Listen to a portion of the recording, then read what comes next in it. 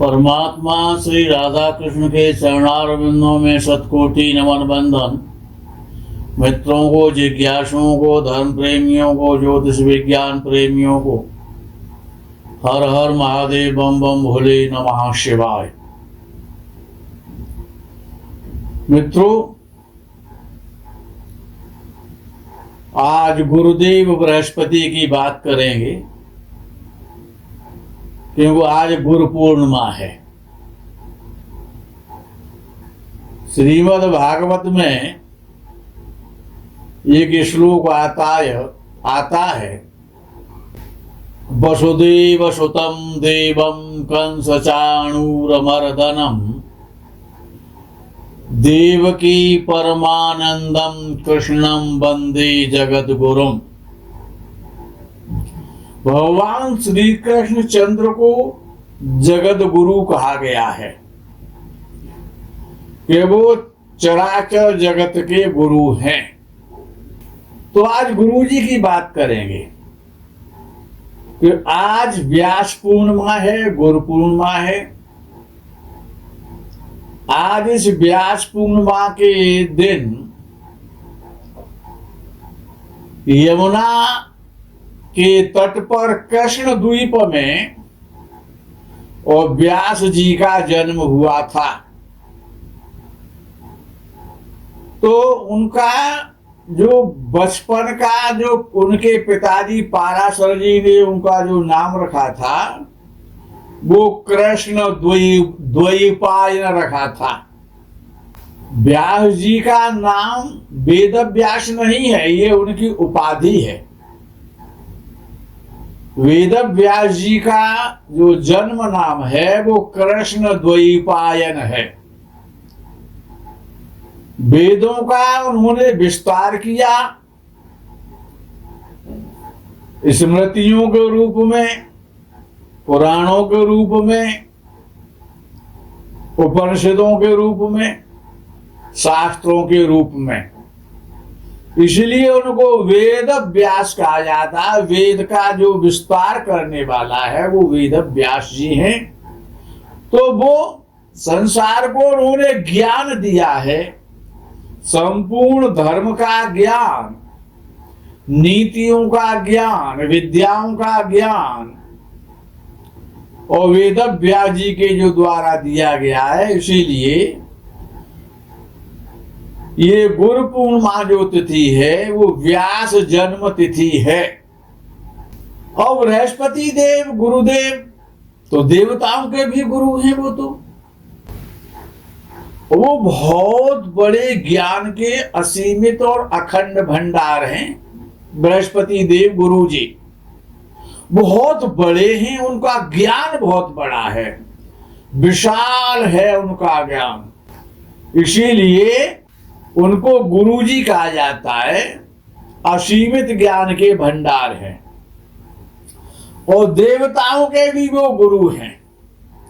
ब्रह्मा जी के बाद में ज्ञान बृहस्पति के पास माना गया है कि ब्रह्मा जी के बाद त्रैलोक्य में और बृहस्पति सबसे बड़े ज्ञानी हैं। बृहस्पति बुजुर्ग हैं, वृद्ध हैं, इसीलिए गुरु प्रायः वृद्ध ही होते हैं। बृहस्पति अत्यंत ज्ञानी हैं, विवेकशील हैं, नीतिज्ञ हैं, धैर्यवान हैं। आध्यात्मिक और आध्यात्मिकता, धीरता, गंभीरता, उदारता, विद्वता, प्रभावशालिता, शांत और सौम्य हैं। ये उनके गुण हैं। संत, उदार, महात्मा, विवेकी, विद्वान, नीतिवान, विवेकशील, दूसरों की प्रसन्नता को देख करके प्रसन्न होने वाले और ऐश्वर्य पर उनका एक छत्र राज्य है, एक छत्र अधिकार है ऐश्वर्य और संपत्ति पर। नीति शास्त्र यानी धर्म नीति, पवित्र विद्याएं, आध्यात्मिक ज्ञान, धर्म पर तो बृहस्पति का एक छत्र पूर्णाधिकार है। और ऐसे बृहस्पति देव गुरुदेव जिनको देवताओं के गुरुजी होने का गौरव प्राप्त है, और बृहस्पति देव के बाद नंबर व्यास जी का ही आता है विद्वता में। पहले ब्रह्मा जी, दूसरे नंबर पर बृहस्पति देव, तीसरे नंबर पर व्यास भगवान। व्यास जी को नारायण का अवतार कहा गया है। व्यासाय विष्णु रूपाय व्यास रूपाय विष्णुवे, व्यास रूपाय विष्णुवे यानी विष्णु व्यास रूप में विष्णु ही है। तो इसीलिए महाभारत में कहा गया कि नारायणं नमस्कृत्य नरं चैव नरोत्तमं देवीं सरस्वतीं व्यासं ततो जयमुदीरयेत्। अब ऐसे गुरुजी ज्ञान के भंडार, लक्ष्मी के भंडार, विद्या के भंडार, धर्म पर जिनका एक छत्र शासन हो, और ऐसे गुरुजी जन्म कुंडली के दूसरे भाव में बैठे। दूसरा भाव क्या है? हमारे परिवार का भाव है, हमारे ज्ञान का भाव है, हमारी विद्या का भाव है, हमारे धन का भाव है, हमारी वाणी है, हमारी हम जो बोलते हैं, हम जो खाते हैं, और नेत्रों का भाव है, राइट नेत्र है दूसरा भाव। तो ऐसे गुरुजी धन भाव में बैठे, संचित भाव में। तो ऐसा व्यक्ति कैसा होगा जिसके गुरुजी दूसरे भाव में बैठे होंगे? शरीर से सुंदर होगा, गंभीर होगा, मधुर वाणी होगी, गंभीर वाणी होगी, संतान का सुख उसे प्राप्त होगा, लोकप्रिय होगा, दीर्घायु होगा, सौभाग्यशाली होगा, अच्छे कर्म करने वाला, शत्रुओं को जीतने वाला, और अचल संपत्तिवान, धनवान होगा। ऐसा जातक जिसका बृहस्पति दूसरे भाव में बैठा है, श्रेष्ठ विद्या का स्वामी होगा।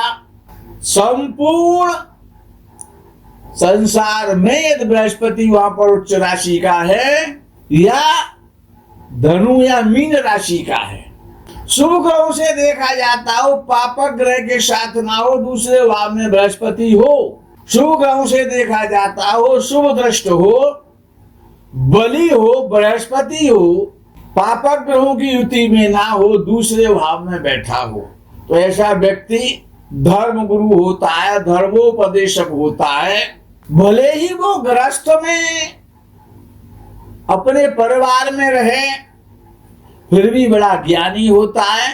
गुरु तथा पिता के धन की वृद्धि करने वाला होता है, गुरुजी का सम्मान करने वाला होता है, आस्थावान होता है, दयालु होता है, परोपकारी होता है, मधुर वक्ता होता है, मधुर भाषी होता है। वैसे व्यक्ति के पास हमेशा खूब धन आता ही रहता है। वो कितना भी लुटा ले, जितना दान करेगा उतना ही उसका धन बढ़ता है।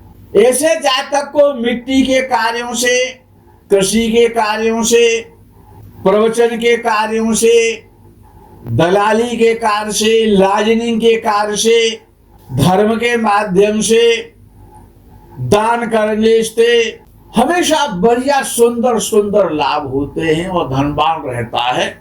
लेकिन ऐसा कहा जाता है कि ऐसे व्यक्ति को स्वर्ण का व्यापार नहीं करना चाहिए।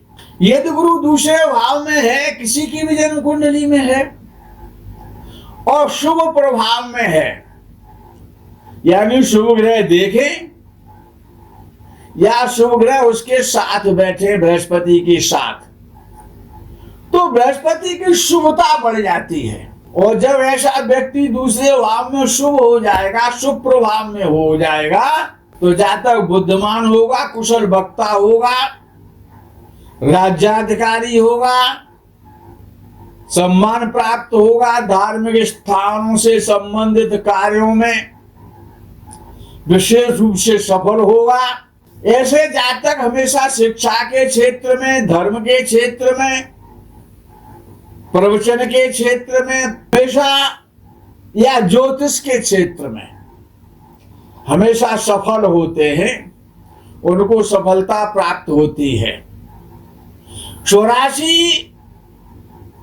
या उच्च राशि का गुरु दूसरे भाव में जब बैठता है तो जातक वकालत के द्वारा, कोर्ट कचहरी के द्वारा, लाजनिंग के द्वारा धन कमाता है या फिर जज बन जाता है। लेकिन शर्त है कि अग्नि तत्व राशियों में, यानी मेष राशि में, धनु राशि में और सिंह राशि में, ये अग्नि तत्व राशियां हैं। यदि इनमें गुरु दूसरे भाव में बैठा है तो अपने परिवार में, अपने कुटुंब में जो आयु वृद्ध होते हैं उनसे जातक बैर करता है, उनसे मतभेद रहते हैं। यदि बृहस्पति दूसरे भाव में मंगल के साथ बैठता है, मिथुन, तुला या कुंभ राशि में बैठता है और मंगल साथ बैठा हो दूसरे भाव में, तो ऐसा बृहस्पति मुख संबंधी रोग देता है। और यदि किसी स्त्री की कुंडली में है दूसरे भाव में बृहस्पति मिथुन, तुला या कुंभ राशि में बैठा है, मंगल भी साथ बैठा है, अगर किसी स्त्री की कुंडली है तो संतान संबंधी क्षेत्र में परेशानियां पैदा करता है। गुरु सिंह राशि का जब होता है कुंडली में तो प्राय संतान बड़े कष्ट से, परेशानियों से मिलती है। ये दूसरे भाव में गुरु हो और अशुभ स्थिति में हो। अशुभ स्थिति में कब होगा कि जब मंगल, शनि, राहु, केतु इनके साथ बैठेगा तो वो अशुभ स्थिति में माना जाएगा। तो मानहानि, परेशानियां, धनहानि, सरकारी अफसरों के द्वारा भी कष्ट प्राप्त करा देता है। दूसरे भाव में बृहस्पति, शनि, मंगल, राहु, केतु के साथ बैठा है तो ऐसे जातक की शिक्षा अपूर्ण रहती है, शिक्षा में बाधाएं आती हैं, परेशानियां आती हैं और शिक्षा पूर्ण नहीं होती है। जातक आचारहीन होता है, संतान का सुख उसको प्राप्त नहीं होता है। शनि, मंगल, राहु, विशेष रूप से शनि, राहु, केतु इस बृहस्पति के साथ दूसरे भाव में बैठे हुए हैं तो ऐसा जातक पर स्त्रीगामी होता है।